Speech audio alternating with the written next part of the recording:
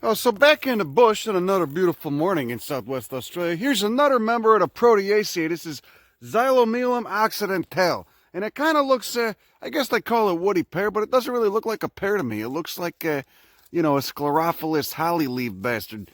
Yeah, I guess you could call it. Notable is those woody fruits up there, which again, they're not pear fruits, they're Proteaceae follicles. And those can remain on the tree for many years until a fire comes through and then stimulates them to open. I believe they just got that one seam. I don't know. I was thinking about sneaking a couple of these back in my luggage. It's a common tree, be nice to grow, and they're not going to get loose, they're not going to be invasive. I don't think any of the Proteaceae are very invasive. Look at those. If you were to throw that at someone and hit them in the head, that would probably hurt. They'd probably be mad at you and come after you. I'm going to have to try that on one of my friends. And then here we go, another member of the Caladenia, which is actually in the order of oaks. That's why they call these she oaks. But it's odd. It looks like a pine. But here it is, Alocacerina with a nice fruit nodule on it. And again, these, I believe we got a similar thing going. I believe they're fire adapted, and these things open in response to the heat. Another interesting thing about this family is they got the root nodules. So they got root nodules that contain actinomycete bacteria. I believe in the genus Frankia. I believe it's only the genus Frankia that helps these things, get their nitrogen. And you got to have that adaptation because most of the soil here in Southwest Australia is extremely nutrient poor. So you got to either be a carnivore or you got to have some way of accessing nutrients that would otherwise be inaccessible. So the proteoids do it, Alocacerinas do it. There's a big one, the Alocacerina. Yeah, you got your more corymbias and shit. Actually, that's not a corymbia. That looks like a uke. And again, just the, leached sandy soil. Leached and probably very acidic sandy soil. Yeah, here's a corymbia. Looks like a uke, but it's got the urn-shaped little capsules. See that? Little woody capsules. Myrtaceae, myrtle family, guava family. Got your xanthorias. The xanthorias, they do kind of look like, the kingias do, of course, look exactly like them, except the xanthorias tend to be much wider. They tend to be a lot more spread out. Hey, you got a nice cycad, nice macrozamia down there. And then here again is that parasite that's a member of the avocado family, Cassitha. It's not a goddamn dodder. You get this thing called dodder. It looks like this orange stringy shit. You get it. I've seen it in Illinois. I've seen it in California. It's all over the place. But this is not dodder. It just looks like it. No relation to dodder at all. Cuscuta is the genus dodder. This is, again, it's in the laurel family, the bay leaf family, Lauraceae. Oh, yeah, never underestimate the ability of Proteaceae to knock you on your ass. Here's a species of Banksia, even though it doesn't look like it. This is a very low-growing prostrate one. Probably got a rather thick tuber in the ground. So no matter what, all Banksias tend to be leathery and woody. So this does feel like some sort of abrasive wire, this foliage right now. Oh, look at it. Oh, look at that abaxial surface. Oh, yeah, that's pretty nice. And look at this. Look at this guy right here. Look at that flower. So it looks like he's done already. It does look like he's done. But look at look at it. It's like this woody, woolly texture. It just, it does look like a rather primitive leftover from an ancient time. I would have loved, wouldn't you have loved to see the types of Proteaceae that existed in the late Cretaceous? Oh, I bet they were real nice. I bet they were beautiful. I bet they were painful to walk into. Just look at the colors on it. Look at the abaxial surface. What do you got on there? What is it? It's like a wax. It's not even a indumentum. It's like a wax. It's like a waxy material. That white shit right there. Okay, and then of course you got the bristles. You got bristles in there. And it's just, coming up on the ground. Really easy to miss. Oh, the mosquitoes are out. That's nice. I really should have gotten some fucking DEET, but I kind of hate the way it smells, and it tends to melt plastic. So this is just, this was easy to miss. And of course, you just got all the Alocacerina needles. Technically, I guess they're technically stems all over the ground. There's some new growth on that. Oh, don't you love some Banksias? See, there's the Elythranthra seed fruits. You know, how many seeds do you think they got in there? They just spill them all out. But it almost looks like the Banksia, doesn't it? It looks like a proteoid fruit. Just pure convergence, no relation, of course. Here's a stylidium, another trigger plant. That nice waxy basal rosette. Oh, look at that! It wouldn't be the woods without human garbage. It's an old model. Huh.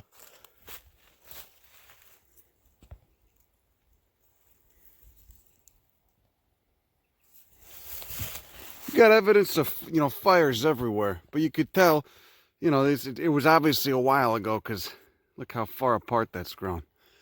So what do you think? Like 20 years, 30 years? How long did it take these two, this much bark to open up? That much cork cambium.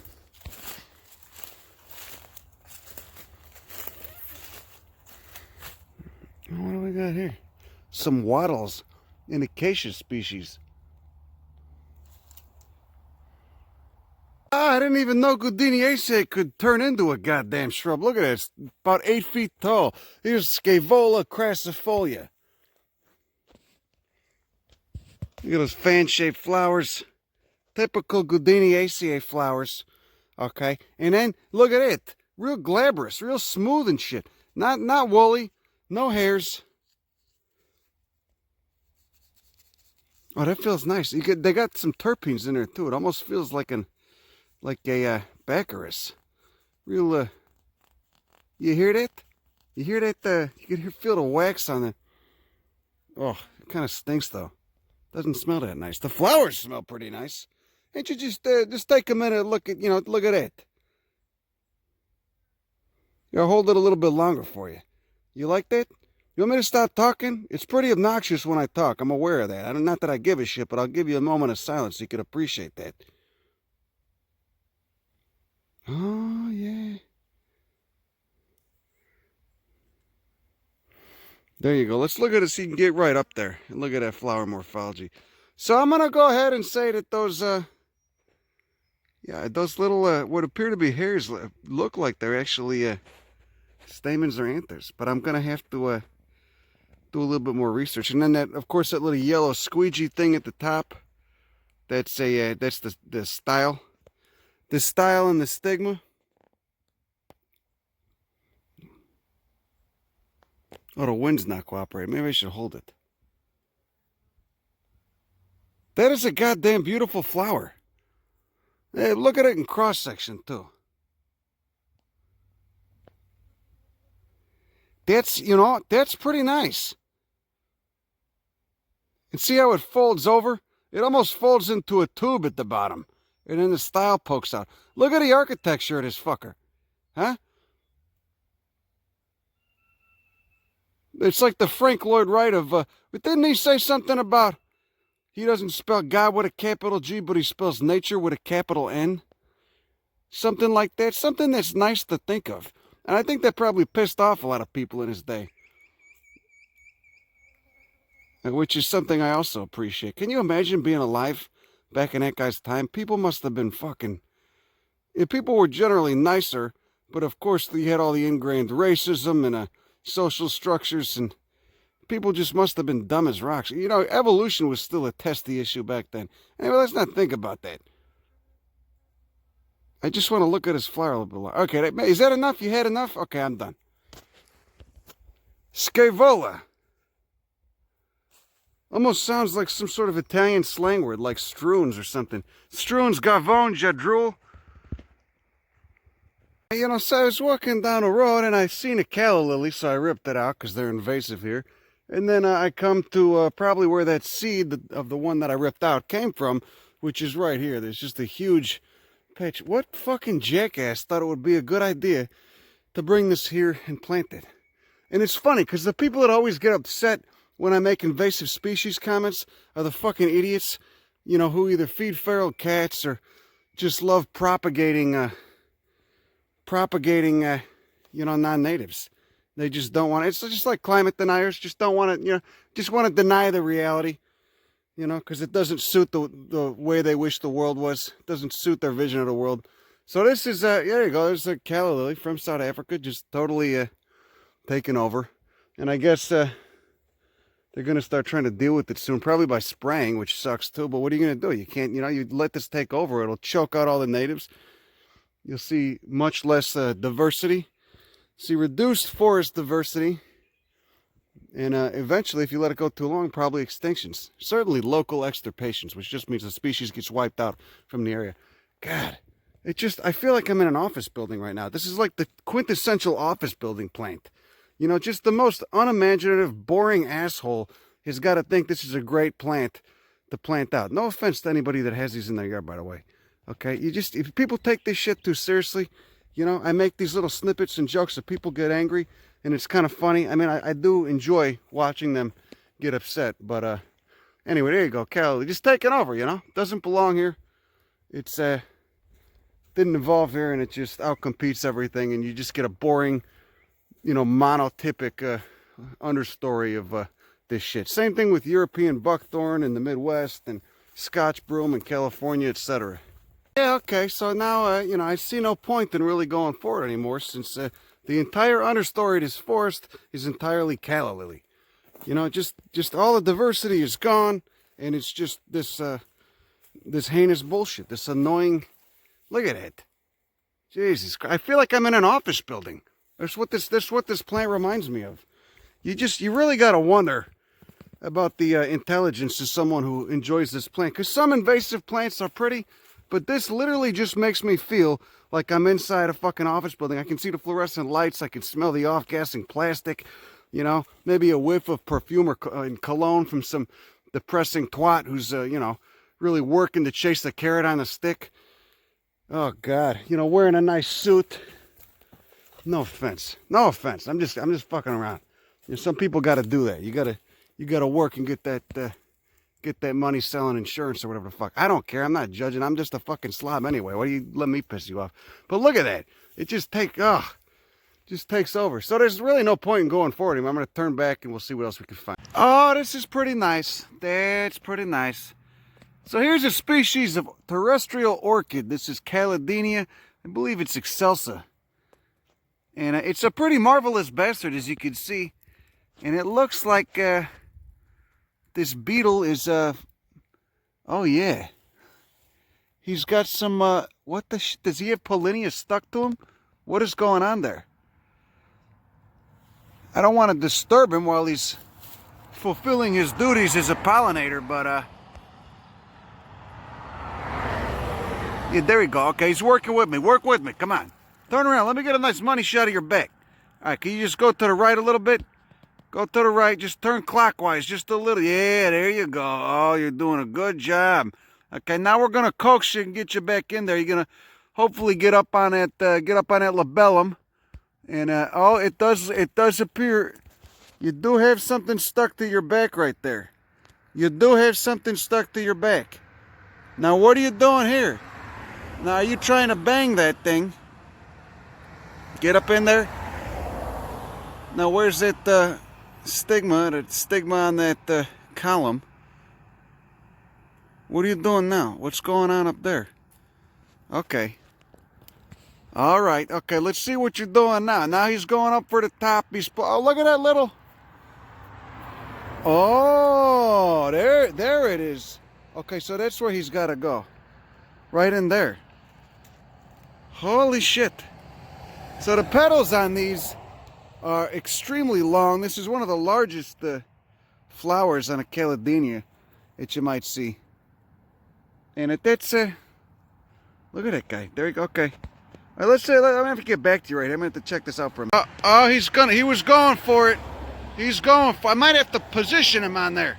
Oh, now he's falling off. What are you, drunk? Come on, get your shit together and pollinate that thing. Pull that labellum down and get in there. Pull that labellum down. No, now you're on a teeple. You got to go back down the way you came. Go back down. Go to that red thing. See that purple thing, that maroon thing? You got to get on that. Pull that down. You're going the wrong way. Okay, there you go. There you go. Pull that now. Pull that labellum down. That's right. Go up. That's okay. You're having trouble. What's wrong with you? Don't you got those little climbers on your feet? Come on. Okay, now pull. All right. There you go. Okay, now climb up. Climb up. Come on. There you go. There you go. Okay, you're getting it now. You're getting it now. There you go. Oh, look at it. There he goes. He's okay, now he's stuck. Are you? That should be the stigma up there. That should be the stigma he's sitting on. It should. There you go. Oh. Now he's stuck. Maybe. Now he's stuck. Did you? Well, you're gonna have to keep trying. You're gonna have to keep trying with this. All right. Okay. Keep doing. Oh, now you're going on a T-pool. I didn't say go on a T-pool. Why are you going on a T-pool? Okay, you got the wind working, which I can understand it. Now get back up. Now you got to get back up there. Get back up there and climb on. You're not even. You're not listening. I feel like you're not listening to me. You know what? It's like my fucking Muay Thai teacher says. He says you're not listening to me. He always says that. You know, he's like. Okay, there you go. There you go. Okay. Okay, now, but you're not going into right. Okay, all right. You know what? I'm done working with you here. I'm done coaching you. All right? It's like my Muay Thai teacher says. He said, you know, he's like a 45-year-old black guy. Of course, he looks like he's like 25. You know, he got the good genes. But he's like the black guy version of an Italian grandma. That's what I tell him. You know, because he's always yelling at me for not listening to him. You know, but most of the time he actually knows what he's. I mean, he does know what he's talking about. He can kick the shit out of any of you. All right, get back up there. Go up there. Not that. Oh, there we go. So this is like a little flap. The labellum is this little flap. Look at all those little prongs it's got in it. Those purple prongs. Got a purple labellum. You can see those yellow pollinia right there. Remember, those are the fused pollen granules. Only other plant family to do this is the Proteaceae in the specifically the milkweed subfamily of CPBBD. So you can see the pollinia right there, and this little flap. It looks like I think the way it works, at least when I seen that guy. Look, he's still fucking around with that people over there. What are you doing? Anyway, I think the way it works is you know, they got to crawl up there. And then, you know, when I seen him crawl up there, that flap kind of went up. So it kind of pulled him up, trapped him, and at least temporarily. And that's how they get the pollinia. And then the female receptive part is on, appears to be, if this is right, appears to be on the top of that little, see, I think that's the stigma up there, on that top petal. You know, which is odd, because normally you see the you know, both the male and female parts are fused in the same comb, but those definitely look like pollinia. And then these prongs, orchids are so fucking weird. It's like a puzzle trying to figure out how each different species does its pollination. You know, especially the really showy ones, they get really crafty. You know, like I said, fusing that labellum, that bottom petal, turning it into some special shit, trying to dupe the pollinators into thinking it's a bug that they can bang, you know, of the opposite sex, or that it's there's a nectar source or whatever the shit. And then of course, just look at all the glands too. Look at those red speckled glands. Look at those long ass petals, tepals, whatever the shit. I guess they might technically be tepals. You know, tepals just meaning there's no distinguishing between petals and sepals, is what you call them. But I could just look at that for hours. Look at that guy. See, I'm guessing deception is the strategy here in terms of getting things to pollinate this.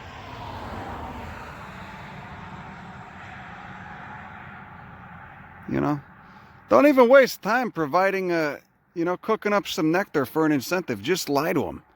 You know, just deceive them, deceive those bugs, dupe them into trying to bang your labellum. You know, it's like trying to get them to hump your leg, to get them to do something they want for you. Does that grow? Why do I have to take everything there? Why do I got to take everything to these gross, these just ridiculous? Something's wrong with me.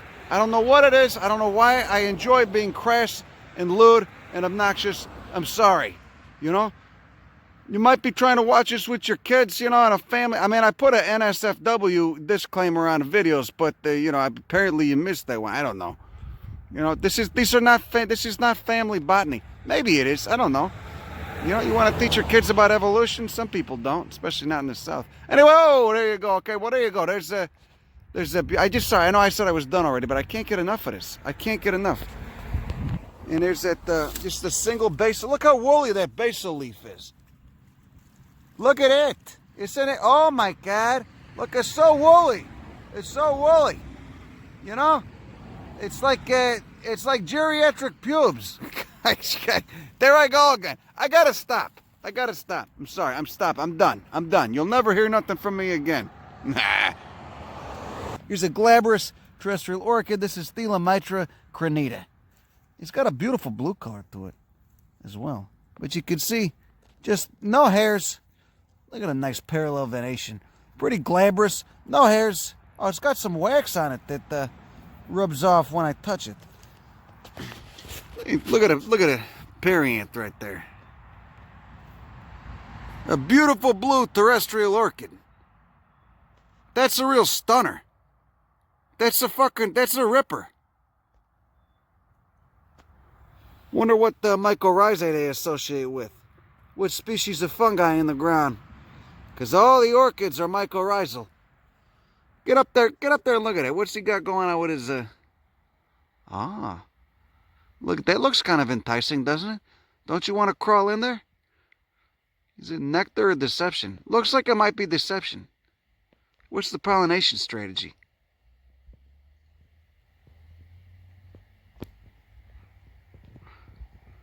Oh, that's a beaut. Do you like that? I like that. You know, I haven't felt homicidal in quite a few days. I don't even need, I mean, I do need this right now, but it's, there's nothing to calm down is what I'm saying. It's just pleasant. It's just a pleasant thing to look at. Ah, that's nice. There's that Phyllanthus calicinus again. With those open flowers. And then how much you want to bet this is a species of lobelia? Might not be. I might be totally full of shit. But it certainly does look like a lobelia. How about that? Look at all the kangaroo shit everywhere. Kangaroo and wallaby shit just everywhere. Isn't that nice? Lobelia would make sense because that is campanulaceae, and you do have a somewhat campanulate flower. It is just bell-shaped, you know, with just that big-ass paddle-looking thing, that one petal, you know, just merged into what almost looks like a labellum, like a labia. It's a big-ass, look at that thing. That's fucking pretty. It's tiny, but it's fucking pretty. You know? Should we look at his turd now? And are you eating? Let's look at this turd and see what are these bastards eating? They're just eating all the green stuff. Some guy I met who was at a general store, he was telling me he was real excited about the kangaroos. He told me that they could drink a bucket of water and then they'll box your ass. They'll drink like a bucket of water and then they seem like very unruly creatures. I like them. Oh, so in the middle of this kangaroo path, you can see all the turds and shit. Here's another species of carnivorous plant, again adapting to the very harsh, nutrient-poor soil. It's not harsh, I guess. It just doesn't have any juice in it. So the way they compensate, of course, is consuming bugs to get that nitrogen. This is a species of Drosera, which is pretty mind-blowing because it looks like a ping. It's just got a basal rosette of leaves. It looks like a pinguicula. This is Drosera erythroriza. You can see there's quite a few more hiding under this canopy of brush. And these actually, I believe these have a corm at the base. So about 3 or 4 inches down, you get a little, I don't know, maybe quarter-sized corm or tuber down there. Get up there and just take a look at that. Look at those nice glands. And they are quite sticky. It's juicy. Oh, yeah, it's mucilaginous and juicy. That's what you would call juicy. That's a juicy bastard. Oh, look, it's a mushroom in a kangaroo shit. But it's odd to see a Drosera with a nice basal rosette like that, isn't it? I mean, I guess a lot of them have a basal rosette. The ones I've been seeing down here are all pretty colline. They're all climbers, you know, fucking sticking to branches and shit, and just anyway, variations on a theme and what the shit. There you go. Endless forms most beautiful, yada yada. Look at it. So that other one I was showing you was Caladenia attingens, the forest mantis orchid. This is Caladenia excelsa. And look at that. He's a lot he's a lot larger than the other one. Oh my god. But he's still got, look at that beautiful labellum. He's still got that real nice maroon labellum with all the spikes and studs on it and what the shit. Look at this guy. That's a goddamn large, again, woolly, a woolly base right there.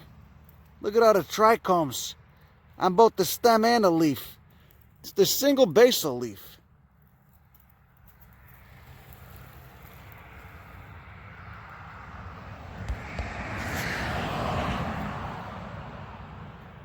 Oh, look at those prominent pollinia. Deception's got to be the strategy here too. Same general structure though, of course. Pollinia in the back, and then that top column. Look at that thing.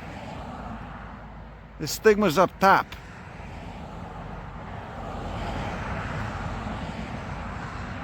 It's a little flat. What are those studs for? So the bug's got traction? What is that? So the bug's got traction and this thing closes up on him? Throws him in there? So he's climbing up and it throws him in there, and then he gets some pollinia stuck to him, and then, you know, or her. And then hopefully if he's carrying some, it gets lodged on that stigma up top. Variations on the theme. How long you think this has been a species for? 10,000 years? Maybe a little bit longer? Who knows? How long has this been doing its thing? Unhindered by the human presence. Are all the Caladenias this gorgeous? Do they all do this? I think they all do this. You know, there's only 130 species in Western Australia. You know, how's that for variations on a theme? Endless forms, most beautiful, and what the shit, what have you. Anyway, sorry I gave you a bad dope at first, you know. I'm learning with you. All I know is a Caladenia. It looked a lot like this one, except those petals had red in the forest mantis one. And they weren't anywhere near as large as this. But they got those same studs on that labellum, which I guess is just to help with traction, you know, before it goes and it dumps the bug in there, you know. Like dumping somebody in a trash can. Just dumps them in. I love orchids, you know, especially since they can be such snarky bastards, you know. Anyway, there you go. For real this time, Caladenia excelsa, a very rare terrestrial orchid from Western Australia. Hopefully this guy's still around in 40 years. Let's hope. Seems like he's got a nice population right here. Nice little clump. You know, but who knows how long it's going to be here for.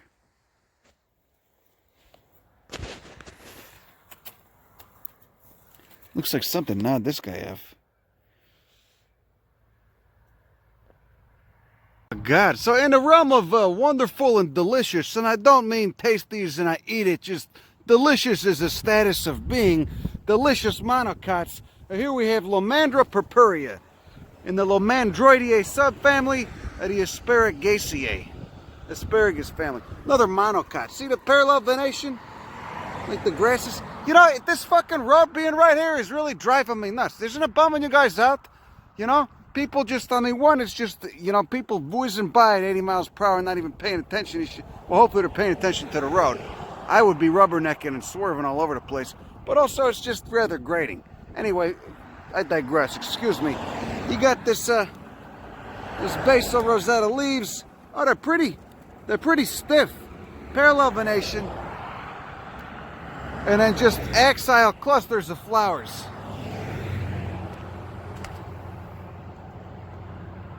Sorry, I couldn't find one that was more off the road, but you know, it's still, hopefully you can still appreciate it. Lomandra purpurea, and I guess this is relatively uncommon. You know, it's a nice West Australian native. How many petals you got up there? You got Hey, you got your nice, oh, 6 stamens, and then the six yellow stamens, and then it's like a beautiful chocolate color, isn't it? You know, chocolate covered love. Look at it. I'm really on one today. It's nice to see those buds when they're not, you know, before they open too. It's a gorgeous fucking plant. Entirely, you know, no cauline leaves, just sends up a spike. And I got just the tiniest hint of fuzz in there at the axis, you know, where they come out, where those little flowers come out.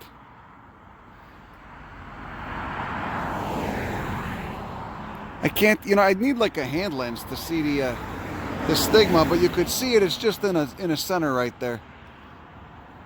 And it's interesting to note that those 6 stamens kind of surrounded like a triangle, kind of like a triangle shape. Yeah, that's cute. Holy shit! Can't wait to get off this road. All right, I need a cup of coffee and a sandwich or something. Okay, interesting to note too is how this inflorescence is branched. See, it's got these lateral branches. It's pretty odd. I've never seen that before. And I guess, let me think. I don't think I've ever seen that before in members of Asparagaceae. You know, which is the whole giant monocot family. Some people put it in Asparagaceae, some people put it in Asparagales, the order, and then divide the subfamilies and Asparagaceae up into their own families. I kind of like that. I like the latter. I'm fucking you up right here. You really just gotta, you know, go get that plant taxonomy textbook. Michael Simpson's Plant Systematics or Flowering Plant Families by Zomleffer or whatever this shit. This will really break all this down for you. If you give a shit, if you're curious. Maybe you don't. Maybe you just want pretty pictures to look at while you're doing bong rips. That's fine with me too. I don't give a shit. You know, you can do whatever you want. You don't even need to follow me. I don't care. You know, I'm going to be doing this either way. You know, just hopefully you enjoy it if you are watching it. Otherwise, I don't know what the fuck you're wasting your time with. Maybe you just want to comment some angry shit. I don't know. That's fine too. You want to get mad at me? Oh, I'm just having fun fondling this flower and showing it to you guys. So lateral branches on this inflorescence. What a beaut. Okay, there you go. Burn plan. They do prescribed burns here because they know if they don't do prescribed burns, it's all going to burn anyway. Fire is inevitable in this landscape. It gets so hot and so dry in their summer, you know? So better to have a bunch of low burning, no big deal wildfires than one massive one that destroys tons of property, you know, is catastrophic, kills people, kills wildlife, etc. And that's what we do in the United States. We just have what we seem to prefer massive wildfires. You know, we don't do prescribed burns. Instead, we just, you know, destroy our forests and cut them, thin them, etc. Rake and clean. Wasn't that what the pig cheetah was saying? Rake and clean the forests. How you like that? It never ceases to amaze me. Anyway, here's a pretty interesting one. A member of the Proteaceae, even though it's just a low-growing herb. This is Synaphea. Synaphea, a member of the Proteaceae. So it looks like it's just some kind of dinky little thing, but you pull it up and you can see it does have. There's woody tissue there. Hard to believe this is a Proteaceae. It took me a minute to figure out what the fuck this was because I was just, you know, it almost looks like a kind of Orobanki. So there's a couple different species of Synaphea. Actually, there's quite a few, but this one is pretty common with these leaf blades with entire margins. You know, relatively simple leaf, not dissected, not lobed. Some of them are lobed. Some of them are pretty spiny. But really, just look at that flower. Jesus Christ. It's a weird one. Okay, here we go. Back in the bush. Dominant trees. You got a Carimbia. You got a Alocacerina. You got Naganis flexuosus, Xylomelum, Proteaceae, Myrtaceae, of course, Cacerinaceae. And I think that's it right here. Anyway, so you just got your typical Southwest Australian bush trees. I got a nice Xanthoria coming up right there. But right here you have one of the most interesting plants, arguably in the world. At least it's got the weirdest pollination strategy. This is what's known as a hammer orchid, Drakea glyptodon. And what makes these dainty little guys so intriguing and just so fascinating and a really wonderful model for evolution itself is their pollination strategy. Basically, there's a species, or a kind rather, a whole clade of wasps down here called thin-head wasps. So you got male thin-head wasps and then a female thin-head wasp. The males can fly, the females can't. The way they bang, the way they have their sexy time is the male picks up the female and flies off with her, and they have their little rendezvous.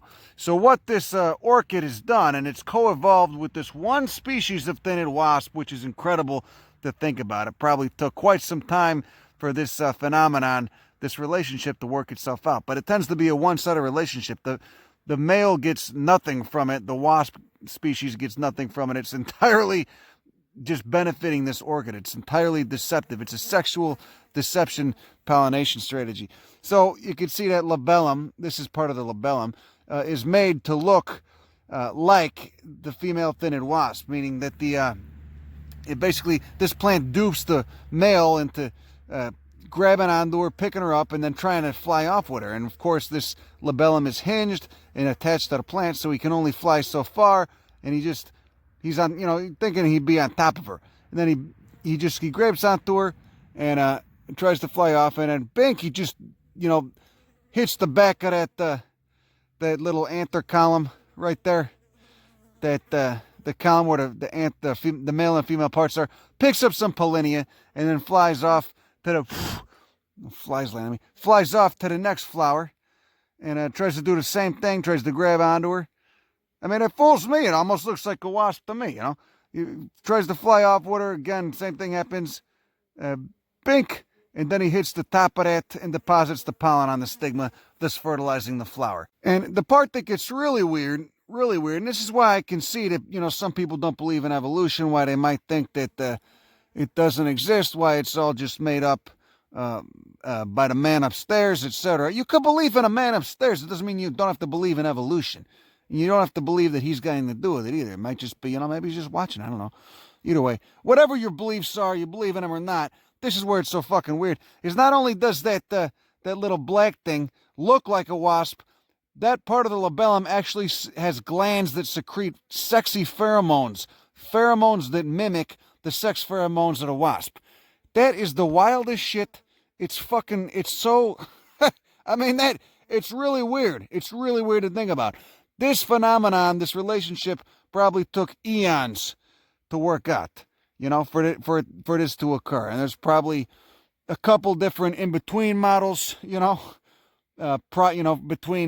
the point of time prior to when this lineage of orchids had anything to do with these thin-headed wasps, and now. There's probably a couple models that existed and have now gone extinct. This was probably, I'd assume, maybe I'm wrong, a very slow to occur. It was a long, protracted case of how long it took for this relationship to occur. This pollination strategy that, again, is just one-sided, doesn't benefit the wasp, just benefits the flower. It's wild. It's, just trial and error, choice mutations. I mean, really? It's crazy to think about. But apparently, that's what it was. Just mutations, boom, boom, boom, happening until it worked it out. Or maybe there was an extinct ancestor that did at one point benefit the wasp. That would make more sense. There was an ancestor that at one point, an ancestor of this orchid that at one point did benefit the wasp. Maybe it provided a nectar reward or whatever. And then at some point that the relationship just became one-sided. Kind of like a mycoheterotrophic thing, Orchids that are mycoheterotrophic, maybe at one point were symbiotic. They were benefiting, the orchid would get some food from the fungi, and then the fungi would get some food from the orchid. They'd exchange nutrients and with this shit, and then at one point the mycoheterotrophs just kind of took over and said, fuck it, I'm not going to give you nothing no more. Either way, a lot of shit to think about. You know what, there's a video on this species that Davey Attenborough did. I think it was back in the 80s or 90s. And he's a lot less obnoxious of a narrator than me. You should watch that video. I think it's like a 1.5-minute clip. I'm making it longer than it needs to be just because I like talking and annoying you all. But regardless, there you go. Again, growing on that sandy, nutrient-poor soil. Oh, look at all the lichens down there. There's a lot of lichens on that soil down there. See that? You could just dig a little bit. You could see the sand. Look at all the sand. Mixed with just a smattering of organic material. I bet it's extremely sandy, and again, it has very little nitrogen in it. That's why I saw more of those basal rosetta Droseras back there. And there's a single basal leaf. Look at it. He doesn't even need it anymore. He's putting it away. Same with this one. So, and they're easy to miss. Look, there's just a thin filament of a goddamn stem. And I think he should have one more collant leaf, one more tiny collant leaf, but these are kind of old. Anyway, there you go. Drakea glyptodon, everybody. Blow your fucking mind.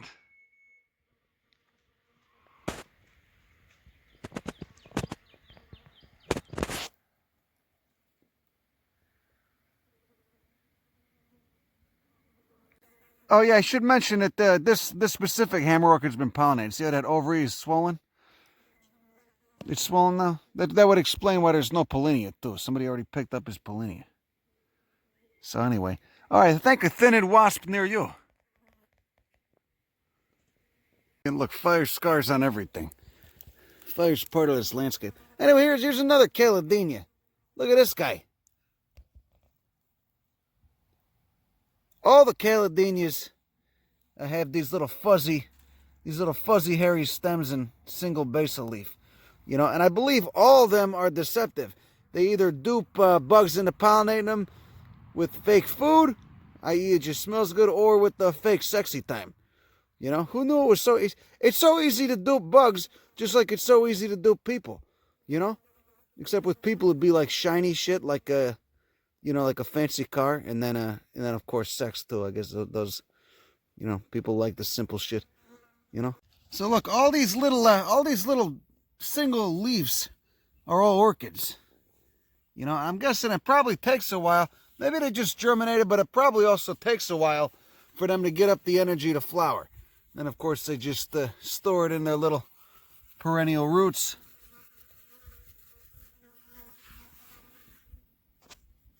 Look at the crust right there. It's not a crust though, it feels more spongy.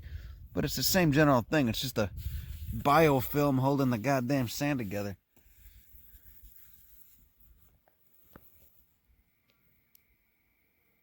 Oh yeah, Caladenia brunonis. There's one that's open.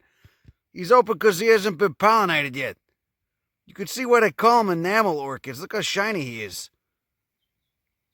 Still got his pollinia in there. And then just look up on it. Let's take a look up at the stigma, if you could see it up there. It's stigmatic column. No, not really. Anyway, but look at this. This is pretty interesting. Look at that. That's a tiny leaf. That's his leaf right there. Does that look like that's a big enough powerhouse for the whole shebang he's got? For that flower? It doesn't look like it. Just that single leaf. That's all he's got.